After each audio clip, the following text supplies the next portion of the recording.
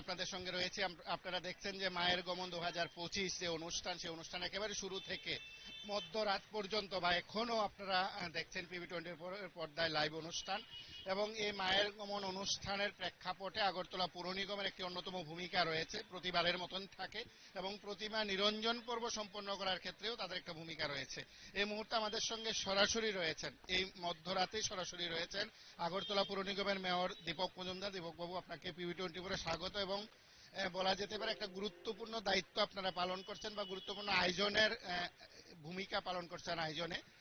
আজ এই সময়ে দাঁড়িয়ে মায়ের গমন অনুষ্ঠান এবং গোটা আয়োজনে আপনারা যতটুকু পেরেছেন আপনাদের মতন করে সাজিয়ে তোলার উদ্যোগ নিয়েছেন দশমী ঘাটে, তার সঙ্গে মায়ের গমন অনুষ্ঠান, আজ কি বলবেন ঠিক এই সময়ে দাঁড়িয়ে?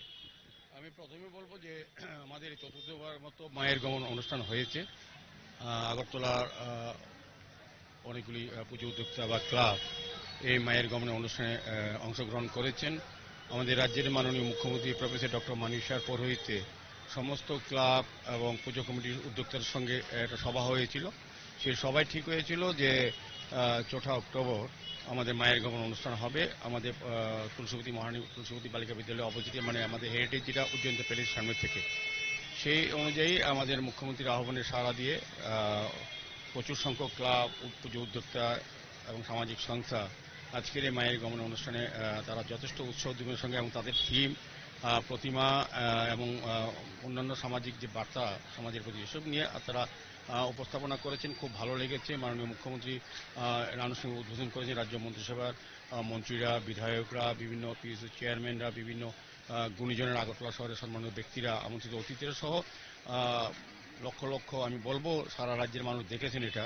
উপস্থিত ছাড়াও যারা এই চ্যানেলের মাধ্যমে, আপনাদের মাধ্যমে যারা দেখেছেন এই মায়ের গমন অনুষ্ঠান, এটা একটা ব্যতিক্রমী অনুষ্ঠান। আমাদের রাজ্যে 2018 সালে সরকার আসার পর শুধু সরকার পরিবর্তনই, সামাজিক মানসিক একটা পরিস্থিতি তৈরি হয়েছে, যেখানে যার যা ধর্ম করার মতো একটা জায়গা তৈরি হয়েছে। এবং জাতি জনজাতি অংশে আগে আমাদের এই দুর্গোৎসব ছিল হিন্দু বাঙালিদের প্রধান উৎসব, এখন কিন্তু সার্বজনীন উৎসব হয়ে গেছে। সমাজের প্রতিটি অংশ, প্রতিটি সম্প্রদায় এই মা দুর্গা উৎসবে অংশগ্রহণ করছে। এটা একটা মিলন উৎসব। আমি বলবো যে আজকের দিনে আমার একটা আবেদন বা প্রত্যাশার মতোই হচ্ছে যে রাজ্যের একটা স্থায়ীভাবে যে শান্তি প্রতিষ্ঠাকে আরও সমৃদ্ধ করার জন্য, শক্তিশালী করার জন্য এই ধরনের মিলন উৎসব অত্যন্ত প্রয়োজন। এবং আমাদের মুখ্যমন্ত্রী ডাকের সাড়া দিয়ে সবাই এসছেন। আমাদের রাজ্য সরকারের সমস্ত দপ্তর, পৌর নিগম সহ, আপনি যেটা বললেন পৌর নিগমের একটা বিশাল পার্ট আছে, তাছাড়াও বিভিন্ন পূর্ত দপ্তর, নগর দপ্তর এবং অন্যান্য দপ্তরগুলিও সার্বিক সহযোগিতা করেছে। আমি তাদেরকে ধন্যবাদ জানাই। আমি বলবো একটা জন উচ্ছ্বাস বা এত উদ্দীপনা আগরতলার শহরবাসী আগে দেখিনি, যেটা হারিয়ে গেছিল। আগে রাজন্য আমল থেকে একটা প্রসেশন চালু ছিল, কয়েক বছরও আগেও ছিল, কিন্তু মধ্যে একটা অজানা কারণে সেটা বন্ধ হয়ে গেছিল। সেভাবে বিক্ষিপ্তভাবে প্রতিমা নিরঞ্জন মানুষের যেতেন। আর এখন কিন্তু আমি বলবো সার্বিকভাবে মানুষ অপেক্ষা থাকে সারা বছর মায়ের গমন অনুষ্ঠান কবে হবে। এবং এটা এত উৎসাহ, এত বেশি দর্শনার্থী বলবো বা জনগণের অংশগ্রহণ বলবো সার্বিকভাবে, এটা কিন্তু আমাদের উৎসাহ দিচ্ছে। আমাদের সরকারের প্রতি মানুষের যে আস্থা আছে, আমাদের ব্যবস্থার প্রতি মানুষের যে বিশ্বাস রাখেন, এটা কিন্তু একটা প্রমাণ হয়ে গেছে। আর আমি পাশাপাশি বলবো, যেটা আপনি বলার চেষ্টা করেছেন প্রথমে, যে আগরতলা পৌর নিগমের কী কী দায়িত্ব আছে।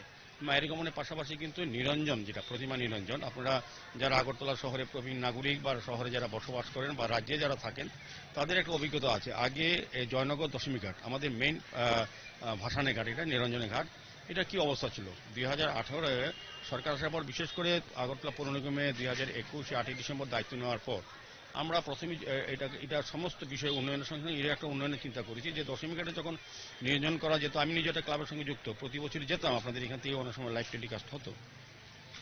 তখন একটা মানে কি একটা পরিস্থিতি ছিল, যারা প্রতিমা নিয়ে যেতেন তাদের পরিবারের লোকজন খুব আতঙ্কে থাকতেন যে মানে ভালোভাবে সুস্থভাবে ফিরতে পারবেন কিনা, আর প্রতিমা নিরঞ্জন সুন্দরভাবে করা যাবে কিনা। আপনি অবস্থাটা আপনারা জানেন, আপনাদের কাছে হয়তো রেকর্ড বন্দি আছে সেটা, যে ঘাটে আলোর ব্যবস্থা ছিল না, কাদা ছিল, কোনো ঘাট ছিল না, পার্মানেন্ট ছিল না। এবং বললাম যে তখন একটা সমস্ত সাউন্ড সিস্টেম বা একটা উত্তেজনাকর পরিস্থিতি ছিল, এখানে বিভিন্ন ক্লাবের মধ্যে সংঘর্ষ হতো। এখন কিন্তু এই জায়গাটা নেই, পরিস্থিতি পাল্টে গেছে। বললাম তো সরকার শুধু পরিবর্তনই, মানসিক অবস্থা মানুষের পরিবর্তন করতে আমরা সমর্থ হয়েছি। এখন তো প্রতিমা নিরঞ্জন মানে উপভোগের বিষয়, দেখার বিষয়, এত নান্দনিক হয়, এত সুন্দর হয়। এখন আমাদের এটার ভিতরে 2021 পর থেকে আছে চতুর্থ বছর, আমরা সমস্ত জায়গাটা পাকা করেছি, কাদা দেখবেন না, সমস্ত ঘাট পার্মানেন্ট করা হয়েছে, স্টেজ পার্মানেন্ট করা হয়েছে। এবং আধুনিক ব্যবস্থাপনা টেকনোলজি ব্যবহার করে। আগে একটা প্রতিমা নিরঞ্জন করলে ভোর রাত্রে অবধি হতো, আমিও নিজেও যেতাম কোনো আমার ক্লাবের সঙ্গে। এখন কিন্তু একটা বড় প্রতিমা 12 মিনিটে আমরা নিরঞ্জন করতে পারি। 4টা ক্রেন ব্যবহার করা হচ্ছে, 100 আলাদা শ্রমিক নিয়োগ করা হচ্ছে পৌরসভার নিয়মিত শ্রমিকের বাইরে সাফাই কর্মী বাদে, যাতে যারা পরম্পরা মেনে মাকে ভাসান দেন এমনিতে ম্যানুয়ালি, তাদের জন্য ব্যবস্থা করা হচ্ছে।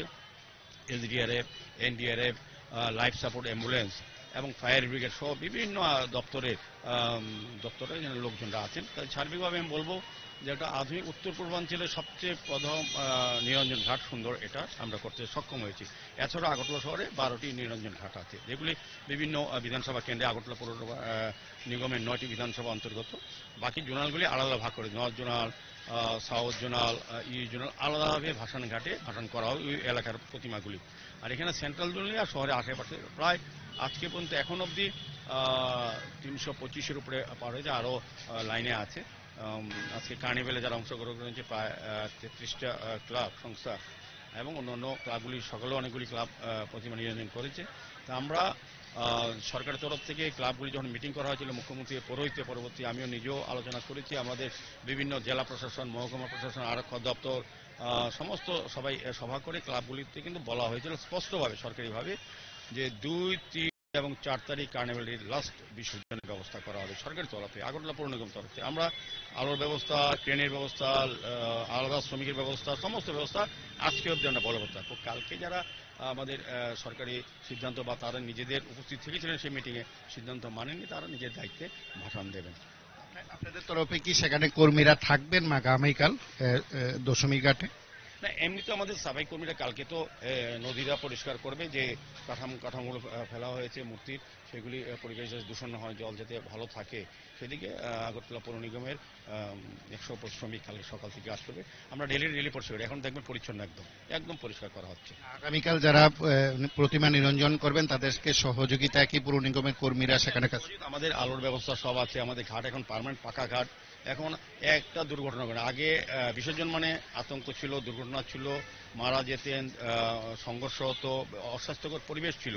এখন ডিজে এলাও না। আমাদের পৌর নিগম থেকে আলাদা 50 জন মহিলা তারা শঙ্করধ্বনি উলুধ্বনি দিয়ে মাঙ্গলিক অনুষ্ঠানের মাধ্যমে যে ক্লাবেরই যখন প্রতিমা নিরঞ্জনে যায় তাদেরকে মাঙ্গলিক অনুষ্ঠান করানো হয়। আমাদের 50 জন ঢাক বাদ্য আছে, তার ঢাক বাজা মানে ভিতরে ডিজে সিস্টেম, কোনো রকম বাদ্যযন্ত্র ক্লাবের থেকে যারা যায় তারা ঢুকতে পারেন, ঢুকতে দেওয়া হয় না। এটা তারা সবাই সম্মত হয়েছে গত বড়।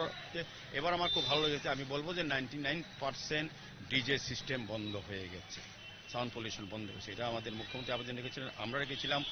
আরক্ষা দপ্তর থেকে, জেলা প্রশাসন থেকে, মহকুমা প্রশাসন থেকে সার্বিকভাবে সমস্ত নাগরিকরা আশা করেছিলেন যে এটা থেকে যাতে মুক্তি পাওয়া যায়। এটা কিন্তু সরকার, আমি মুখ্যমন্ত্রীকে ধন্যবাদ জানাই, আরক্ষা প্রশাসন দায়িত্ব নিয়ে সবাই কাজ করেছেন, সবাই মিলে। এটা শুধু আরক্ষা প্রশাসন যেমন করেছেন, পাশাপাশি ক্লাবগুলিও দায়িত্ব নিয়েছেন বলে আমাদের থেকে যে নির্দেশিকা বা মান্যতা দেওয়ার কথা বলা হয়েছে সেগুলি তারা মান্যতা দিয়েছেন। আমি ধন্যবাদ জানাই পুজো উদ্যোক্তা বা ক্লাব কমিটিকে, যারা মানুষের কথা ভেবে, জনগণের কথা ভেবে এর থেকে সরে এসেছি, এই কালচার থেকে আমরা সরে গেছি। কাজে দশমী নিরঞ্জন ঘাটে আমরা ব্যবস্থাপনা 2, 3, 4 এবার বেশি সময় নেওয়া হয়েছে, সমস্ত ব্যবস্থাপনা আছে। আগামীকালকা করবে তার নিজ দায়িত্ব করতে হবে, তারা সরকারি সিদ্ধান্ত বা নিজেদের থাকা, তারা যারা যে ক্লাবগুলি কালকে ভাষণ আজকে করেননি লাস্ট ডেট অবধি, তারা কিন্তু মিটিংয়ে ছিলেন। সর্বসম্মতিক্রমে কোনো সিদ্ধান্ত চাপিয়ে দেওয়া হয়নি। ক্লাবগুলি বলেছে 4 তারিখ করলে ভালো হবে, কারণ গতকালকে একাদশী ছিল, অনেকে করতে পারেননি।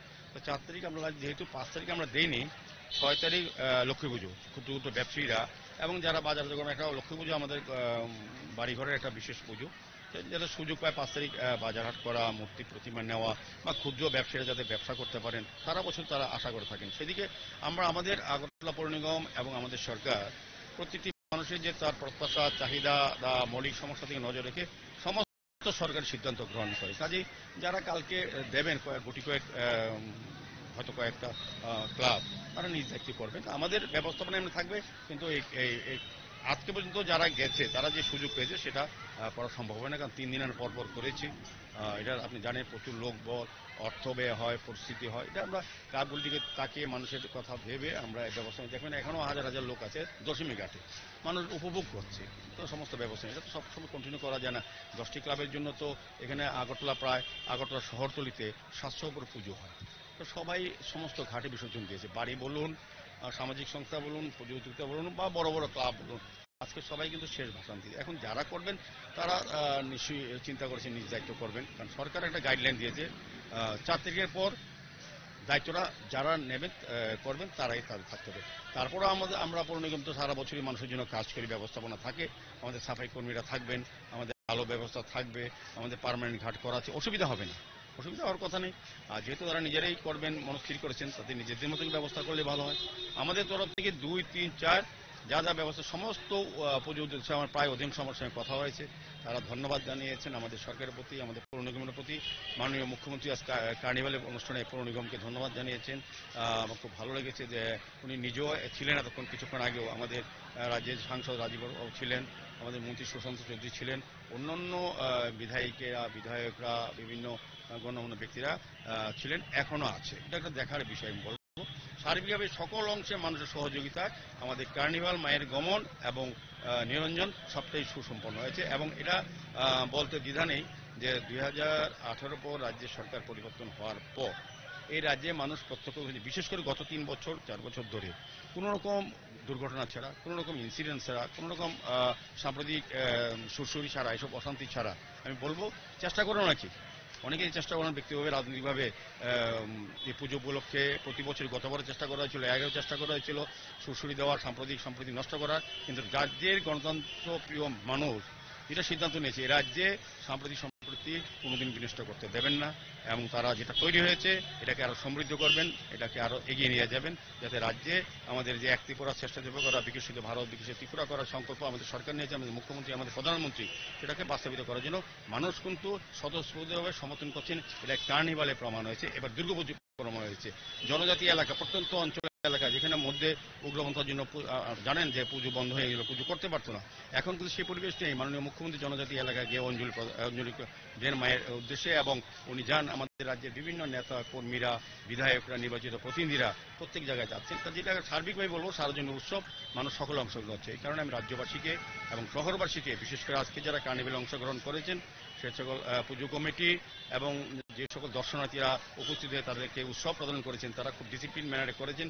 এটা আমাদের রাজ্যে একটা দৃষ্টান্ত যে রাজ্যের শান্তি শৃঙ্খলা অনেক উন্নতি হয়েছে, আগের থেকে অনেক বেশি উন্নত হয়েছে। মানুষ নিরাপত্তা, যেটা আগে অভাব বোধ করতেন আগের সরকারের আমলে, এখন কিন্তু মানুষ সার্বিকভাবে সারা রাত্রিব্যাপী পুজো দেখেছেন। মানে তার মানে কি, গ্রামাঞ্চল থেকে প্রত্যঞ্চল মানুষ আগরতলা শহরে এসছেন, তারা নিরাপদ, তাদের নিরাপত্তা সুনিশ্চিত আছে বলেই তারা গেছেন, এবং আর্থিক দিকে সচলতা আছে বলেই আজকে বাজার ভালো হয়েছে, আজকে মানুষ স্বতঃস্ফূর্তভাবে কেনাকাটা করছে, অংশগ্রহণ করছে। এটাতে বোঝা যায় যে রাজ্যে নিরাপত্তা আমাদের সরকার সুনির্দিষ্ট করতে পেরেছেন, এবং আর্থিক সচ্ছলতা গ্রাম অঞ্চলে, পাহাড় সমস্ত মানুষের মধ্যে বৃদ্ধি পেয়েছে।